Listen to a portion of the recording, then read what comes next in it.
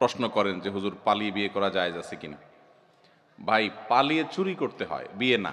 প্রথম প্রশ্ন, অভিভাবক যদি মেয়ের পছন্দের ছেলের সাথে বিয়ে দিতে রাজি না হন, তাহলে নিজেরা কি চরিত্র হেফাজতের জন্য বিয়ে করতে পারবে?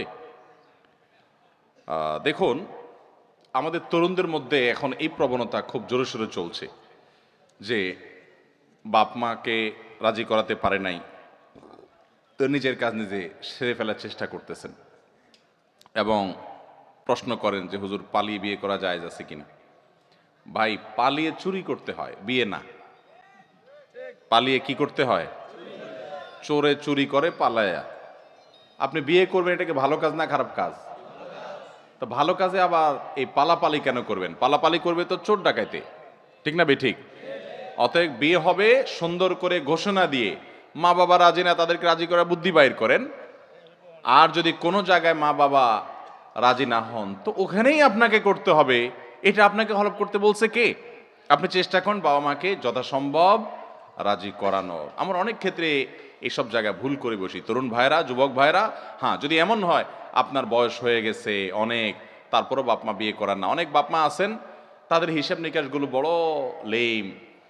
অনেক বাপ মা আছেন যে ধরুন ছেলে অনেক উপার্জন করে, এখন বিয়ে দিলে এই উপার্জনগুলো আর এককভাবে বাপ মা পাবে না, এই জন্য দেখা যায় না ছেলের বিয়েকে আটকায় রাখে। আমি ওই যে কোথায় জানি নারায়ণগঞ্জের, হ্যাঁ নারায়ণগঞ্জে না মুন্সিগঞ্জে জানি, এক জায়গায় মাহফিলে গেলাম। তো এক লোক আইসা আমি জিজ্ঞেস করলাম, ভাই বিয়ে করছেন? বলে হুজুর বহুদিন পরে এখন করছি। বয়স কত? বলে 37 বছর। আমি করলাম হাওলা কত, তো বুড়া হওয়ার বয়স, আপনি এখন বিয়ে করছেন? বলে না, 2-3 বছর হচ্ছে বিয়ে করছি, বাচ্চা কাচ্চা হচ্ছে না। কারণ ওই যে অনেক দেরিতে বিয়ে করলে বাচ্চা কাচ্চা অনেক সময় হয় না। যাই হোক, তো ওই ভদ্রলোক বললেন যে হুজুর আমাদের এলাকায় বাপ মারা ছেলে মেয়েদের বিয়ে দিতে চায় না, ছেলেদের বিশেষ করে বিয়ে করাতে চায় না। বিয়ে করালে যে ইনকামের টাকা কমে যাবে, এরকম অনেকে চিন্তা করেন। এরকম যদি করেন কোনো বাপ মা, অথবা অনেক মেয়ে চাকরি করে উপার্জন করে, বাপ মা জানে বিয়ে দিলে টাকা চলে যাবে, এরকম যদি থাকে কোনো বাপ মা আছে, তারা যদি এরকম করে, তাহলে সেক্ষেত্রে আপনি অবশ্যই ওলামাদের সাথে পরামর্শ করে আপনার চরিত্র হেফাজতের জন্য বিয়ের উদ্যোগ নেবেন। এবং আপনার এই সমস্ত ক্ষেত্রে আপনি যদি চরিত্র হেফাজতের জন্য বাধ্য হন, তাহলে ভিন্ন কথা।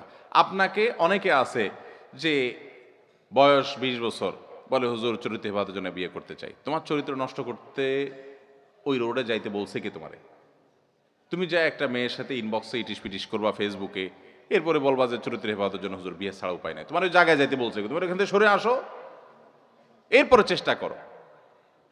তোমার যদি স্ত্রীর মহর দেওয়ার মতো ক্ষমতা না থাকে, ভরণ পোষণ দেওয়ার মতো মিনিমাম ব্যবস্থা না থাকে, তো নবী করিম সাল্লাল্লাহু আলাইহি ওয়াসাল্লাম তোমার জন্য রোজা বলেন না, বিয়ে বলেন না, তোমার জন্য রোজা বলছেন। তোমার জন্য কি বলছেন? রোজা রাখতে বলছেন।